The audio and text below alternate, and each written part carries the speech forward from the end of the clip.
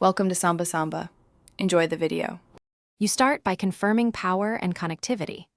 Charge the Motion Controller 3 to full capacity so firmware updates won't fail, then enable Bluetooth on your console or PC.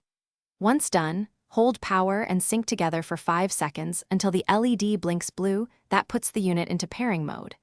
You'll see the host list immediately.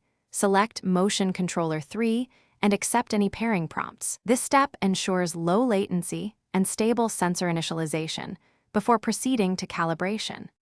Now calibrate sensors to align motion with in-game movement. Open Settings, choose Controllers, and run gyro/accelerometer calibration. Follow on-screen rotations slowly and steadily.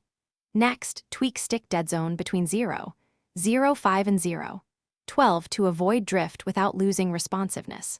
For triggers, select a sensitivity curve. Linear gives predictable response for shooters.